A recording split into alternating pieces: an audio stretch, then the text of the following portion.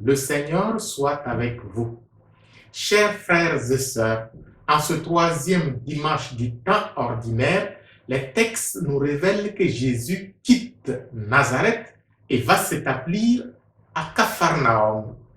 Et comme par enchantement, l'évangéliste trouve que ce déménagement de Jésus répond aux prophéties. Comme c'est beau! Et on a envie de confirmer que Dieu écrit vraiment droit avec des lignes courbes.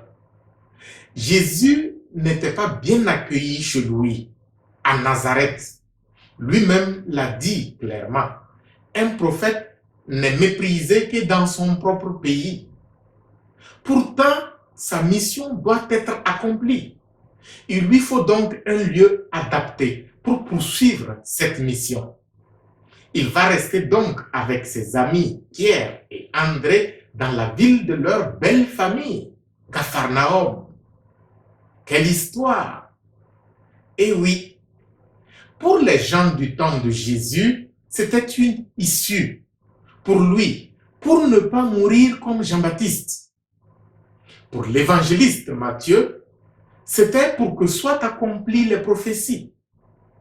Pays de Zaboulon et de Nephtali, pour vous aussi une lumière s'est levée. Et pour nous qui ne sommes ni du temps de Jésus, encore moins de la région de Zaboulon et de Nephtali, qu'est-ce que ce déménagement de Jésus nous apprend? Je nous invite à méditer sur la manifestation de la miséricorde de Dieu.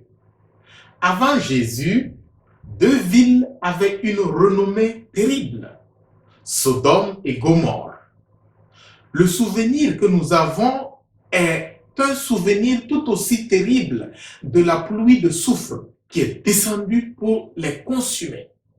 Seul Lot, qui alors était l'unique juste, fut sauvé. Avec Jésus, Dieu ne consumera plus par le feu du soufre.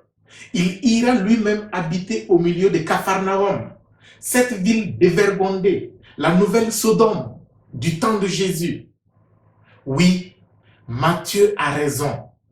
Non seulement parce que cela correspond à la prophétie d'Isaïe, mais surtout parce que Jésus confirme ainsi qu'il est venu pour sauver ce qui est perdu. Et nous, avons-nous encore le courage d'habiter les villes et villages de mauvaise renommée? Avons-nous encore le courage de fréquenter les lieux dans lesquels les mœurs sont dissolues? Surtout nous les consacrés. N'avons-nous pas opté pour une annonce de l'évangile là où personne ne nous critiquera, là où il n'existe ni prostitution, ni dépravation? Pauvres chrétiens que nous sommes, comment la lumière se lèvera pour les plus perdus si nos demeures à nous sont bien loin des lieux qui ont le plus besoin de la lumière? Jésus, aide-nous à comprendre combien nous devons risquer notre propre renommée pour faire briller ta lumière là où personne ne veut salir son nom et sa renommée. Aide-nous à être tes imitateurs pour faire briller ta vraie lumière, non pas la nôtre, mais la tienne, celle qui vient vraiment de toi. Amen.